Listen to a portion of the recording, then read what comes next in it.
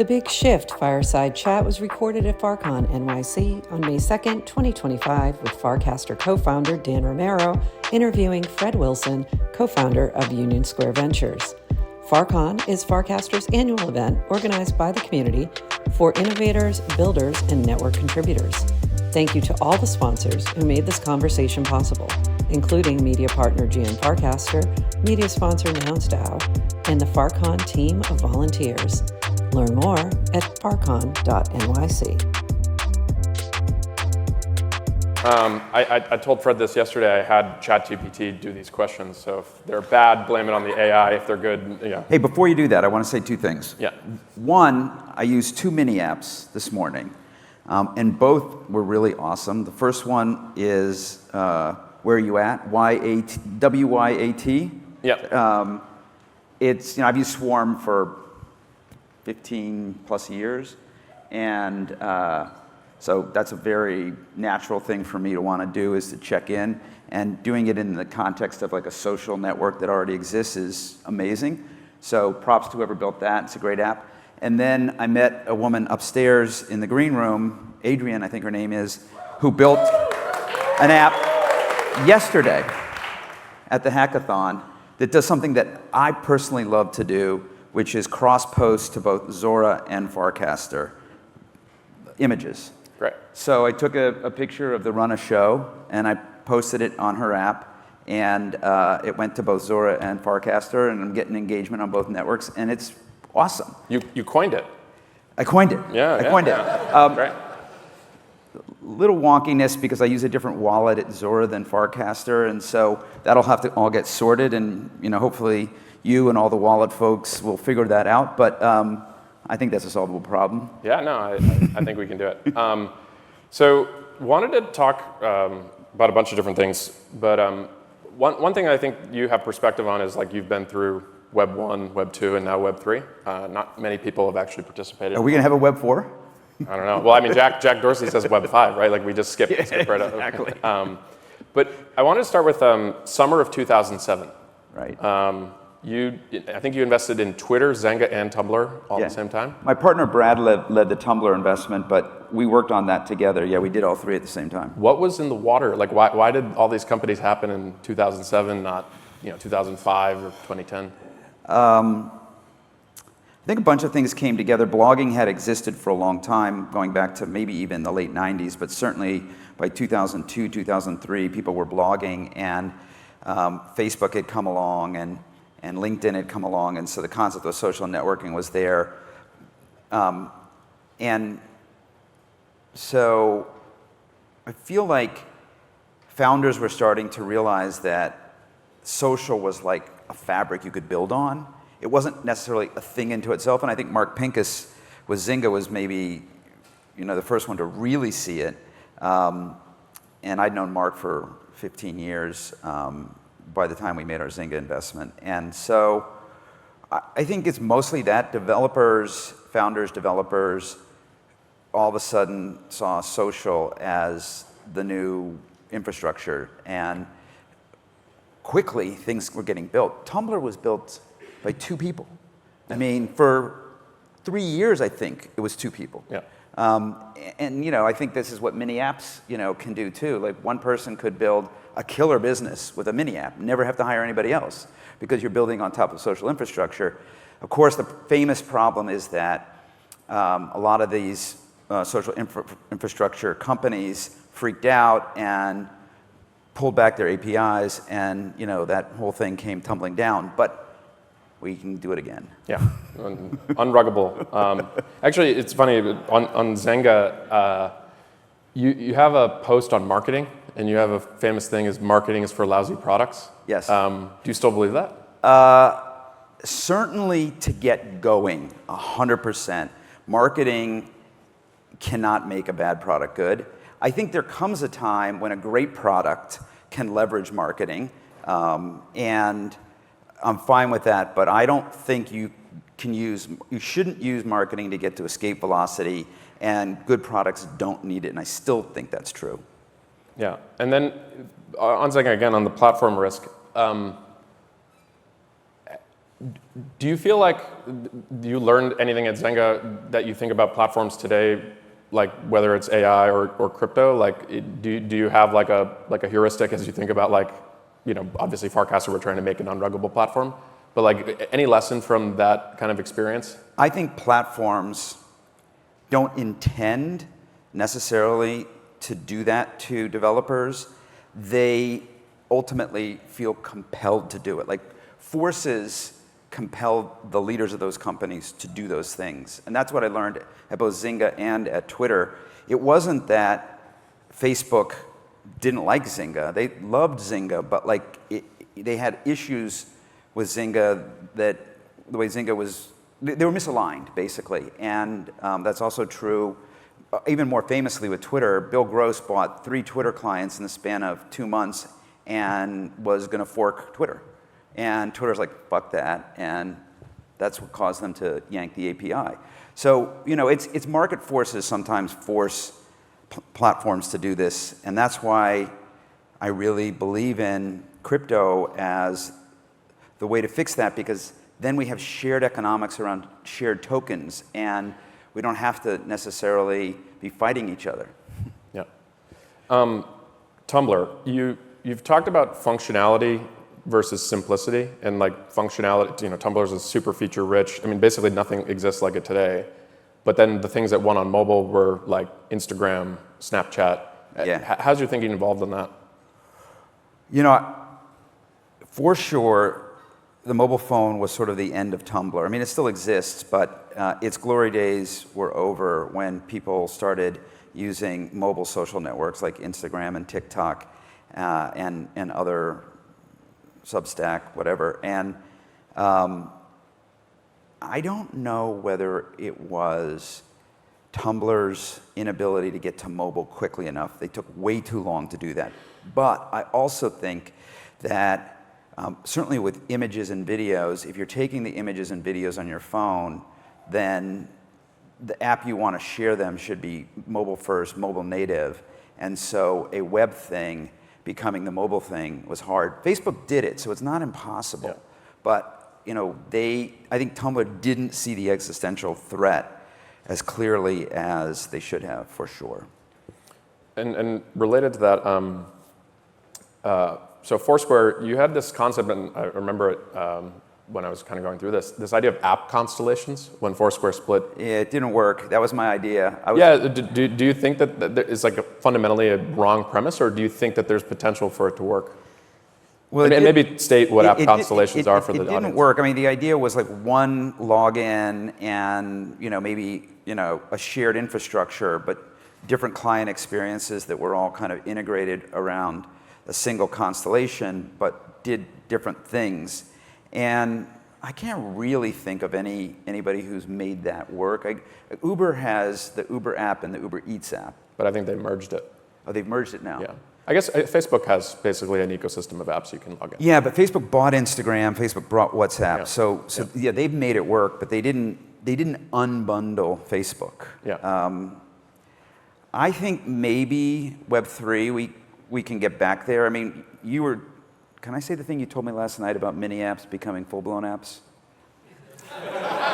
I think it was more like the idea of like top of funnel. Yeah. You should share that. Yeah. Yeah. I don't have magic. Can I say the thing I just said? Yeah. The point that Dan was making last night, which I love, is that mini apps are where you get product market fit. And if you build something that's amazing, then you build a mobile app for your hardcore users, and your less hardcore users will still use the mini app, and they'll all be an integrated experience. And so if I'm doing stuff on the mobile app, it shows up in the mini app, and it's all great, right? And I love that idea. And so in that world, we would have an app constellation. Yeah. And I was actually talking in terms of Wyatt, the idea that Fred and I both. I mean, you did it for 10 more years after, but I had 10,000 check-ins on Foursquare.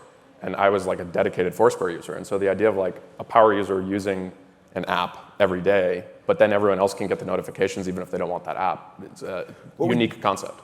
I think that Farcaster in particular is is giving developers all the things they need, because you need a single login and you need a single wallet, I think, to really make it work, which is the problem I had with the image posting mini app, was just that 2 different wallets on Zora and Farcaster.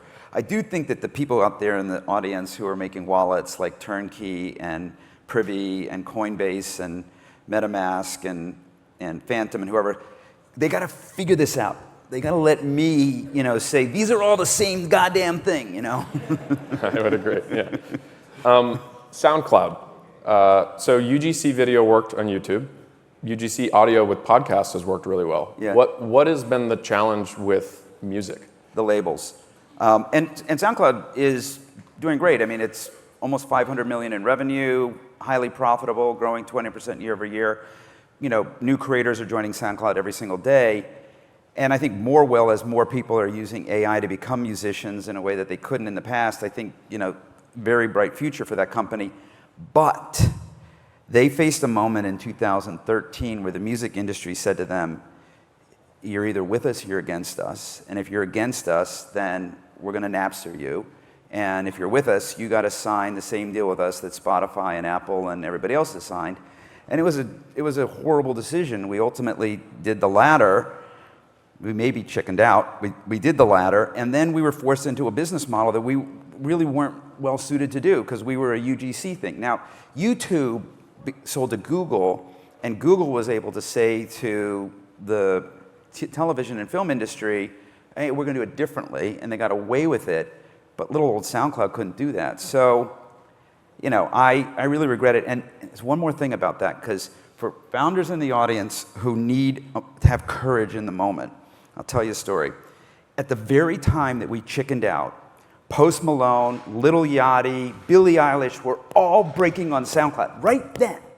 And what we could have fucking done was signed them to SoundCloud, could have said to the music, we are the music industry, fuck you. And we didn't do it. We chickened out, and those artists got signed by the same people who screwed us. So, that's the thing, is like the moment you think you're screwed, you might actually have the crown jewels and you don't even know it.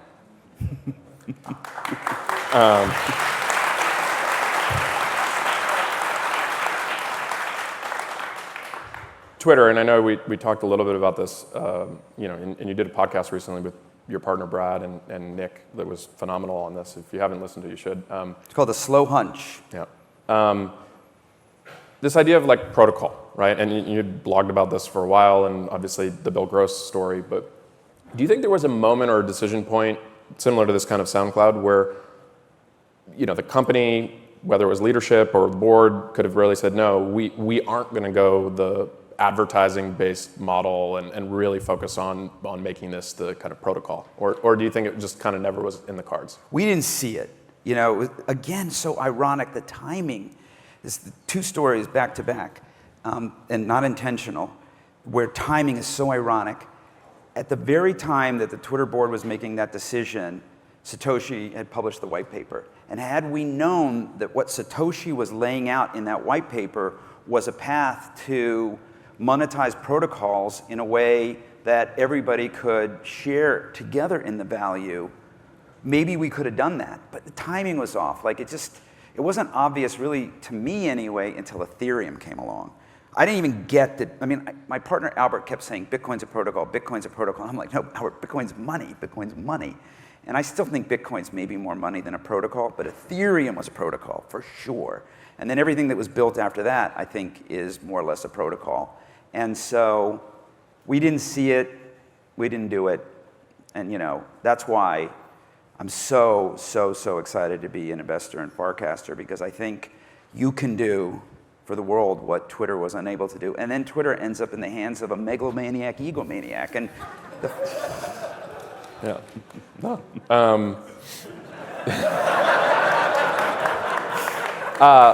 So maybe shifting into Coinbase, there's a kind of a bit of a gap between Fred Web 2.0 and then Fred Crypto, and tell me a little bit about that. Like, why didn't you invest? I mean, there were obviously companies. I went through a really, I went through like a slump, and it was 2009 to 2012. I didn't invest in much of anything. You know, I got out of social too early. I don't know, like, you know, I do have a bad habit of getting in too early and out too early. And I just was sort of like, I got into social in 2003 when I started blogging, and I was all in for like 6-7 years, all that I thought about, all I invested in. And I just got kind of tired of it. And I just was sort of looking for the next thing and looking for the next thing, and I didn't see it, I didn't see it, I didn't see it. And then I read the white paper, and I was just like, that's the next thing. And then it took me a year to find Brian. And this was before, I met Brian before Fred joined. And I knew, the minute I met him, I knew. I was like, this is what I've been looking for. But I got a funny story about this.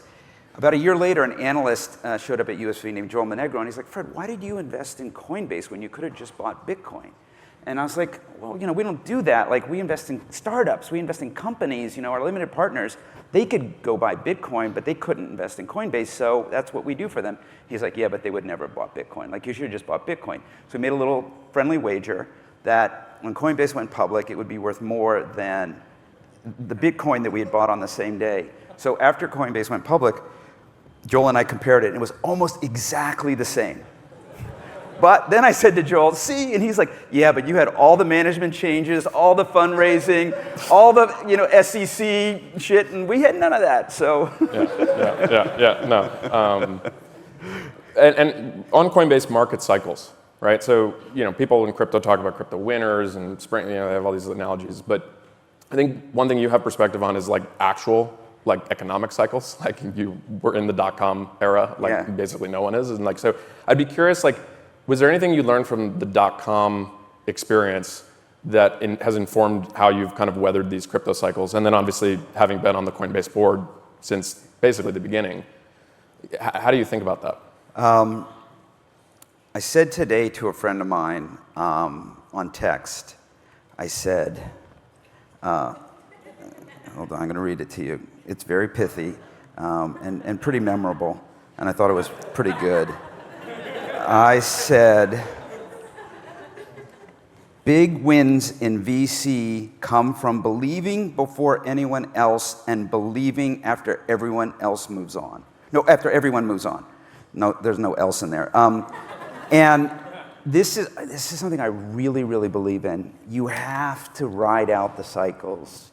If you know, when the internet blew up in 2000 and 2001, we had a portfolio of about 50 companies. 10 of them went on to be really big, important companies. 40 of them either went under or got sold for nothing or not much. But 10 of them went on to be really, really valuable companies. And you know, if you went and looked at that portfolio now and you saw Mercado Libre and Comscore and a few others in there, you'd be like, oh yeah, those are good companies. Of course they made it through. But at the time, you know, we're like, everything's falling to shit. But like the good ones get through. And that's what I so respect with Brian and Fred.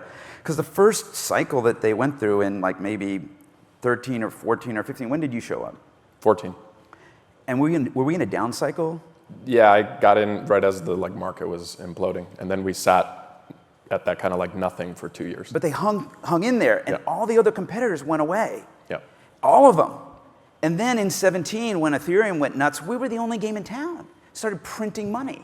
Yeah. So and we had doubled prices the year before. Yeah. So it just like, I just feel like you just got to have conviction. You got to ride out the cycles. You got to be smart. The other thing that I think Brian and Fred did so well was that they always raised in the bull and then held on to the money in the bear. I took that lesson to heart, yeah. So you've been in crypto longer than me, and I sound like a broken record because I keep telling people this and they don't believe me, but like regulatory environment.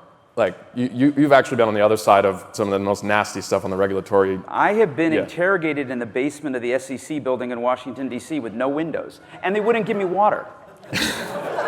So your perspective, because I've been telling people like it's literally like, you know, kind of like we're in a war and all of a sudden it just ended. Like how do you feel about the regulatory prospects right now?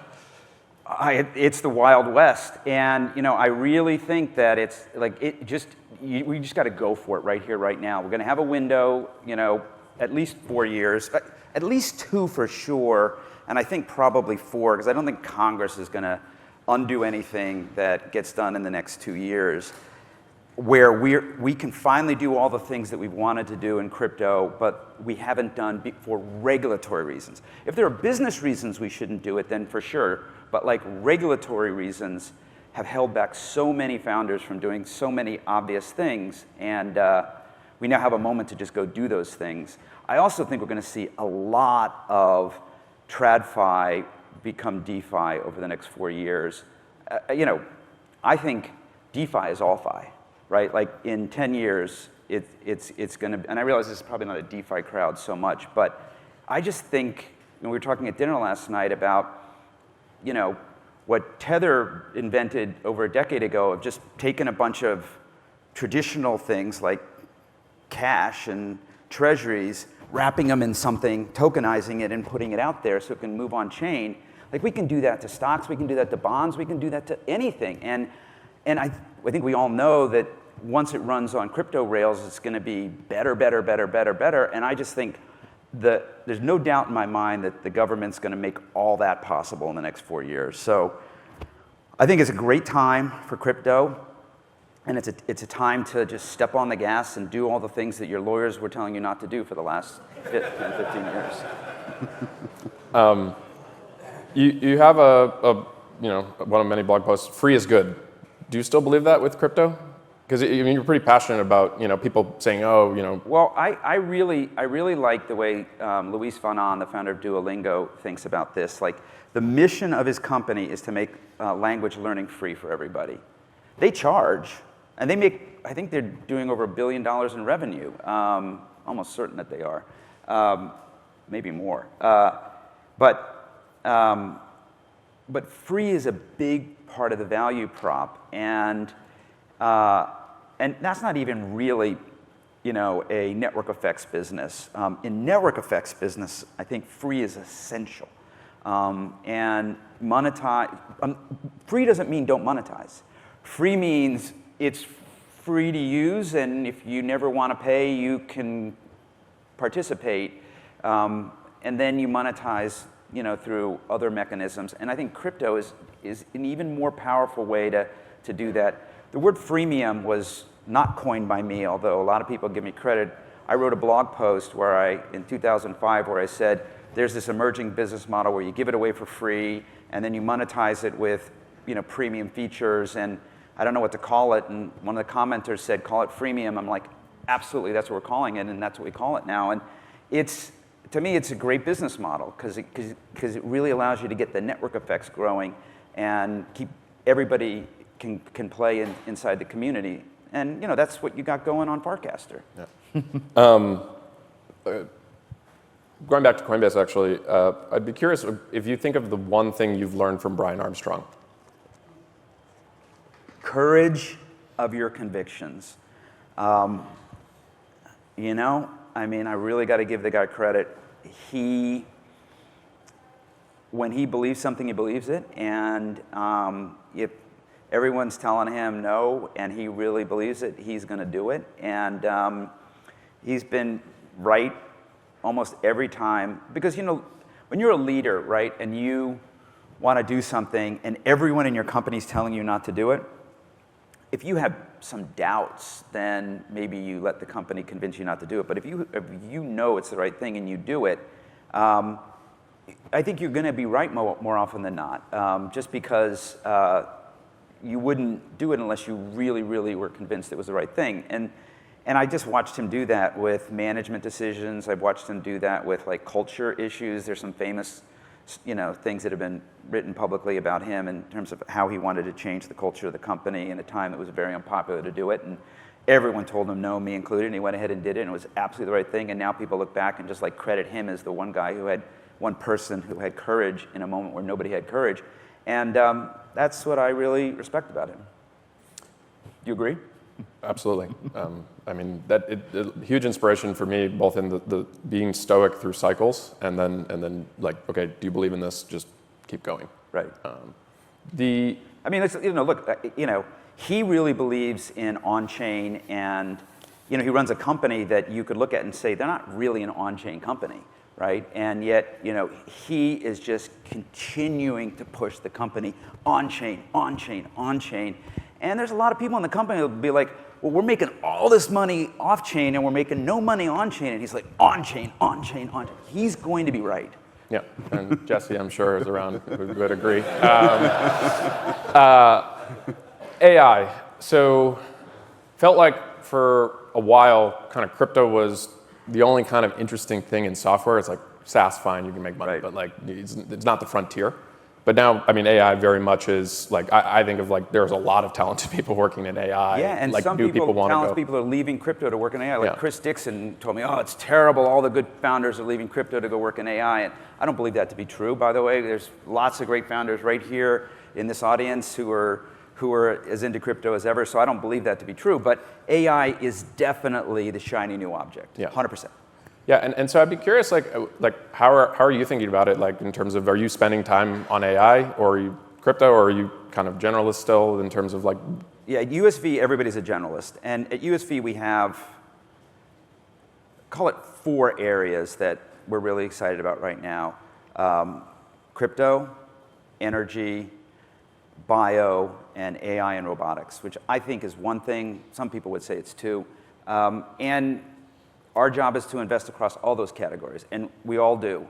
But I would say I'm more passionate about crypto than the other 3, but I have partners who are more passionate about some of the other 3 than crypto. But we're all passionate about all of them. And for me, crypto is also an unlock in some of these other categories. And so I'm really interested in how crypto can help the energy transition, how crypto can help with AI, which I think there's a lot of things that we need to do in AI that we're going to need crypto for. So I'm also really interested in those intersections. But crypto is near and dear to my heart. I don't know, like, I get crypto in a way that I natively, instinctively, that I don't necessarily get these other categories. I have to work harder in the other categories. Crypto just comes to me. Like, some people are good at tennis, but suck at golf, and some people are good at languages, but not good at math. Crypto has just always come natural to me. In terms of,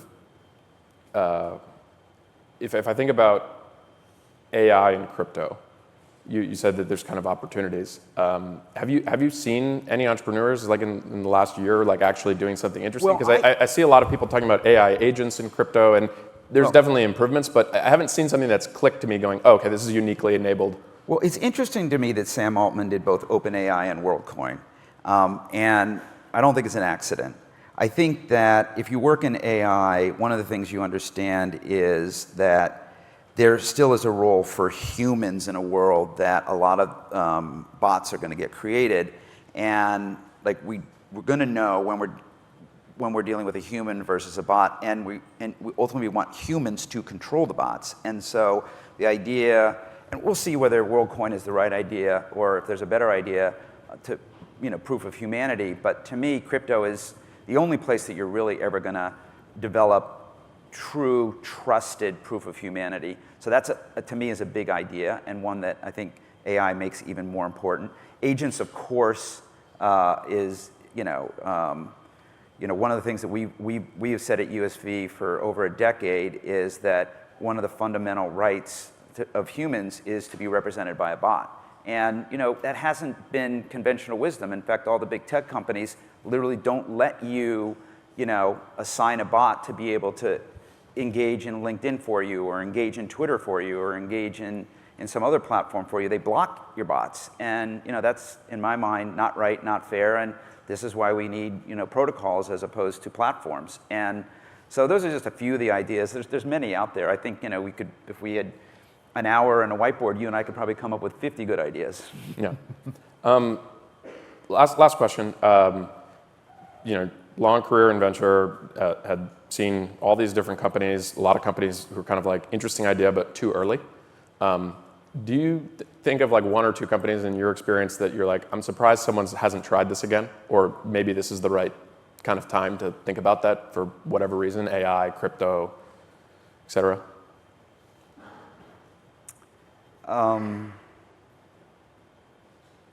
Well, the big idea that we've been looking for at USV for 15 years, my partner Brad, who started USV with me, has been championing this forever and ever, which is your own personal data store. A place where you control all your data and then you permission it out to the world, but it's your data as opposed to Facebook's data or Instagram's or TikTok's data or Twitter's data. And we've made a couple bets in this area. I'm not convinced yet that we've made the right bet in this area, and maybe there's multiple right bets to make, but I think we will need crypto to make that work. And so that's an area that I'm pretty optimistic about, and people should keep trying. Great. Well, thanks so much, Fred. That's fun. Yeah, awesome.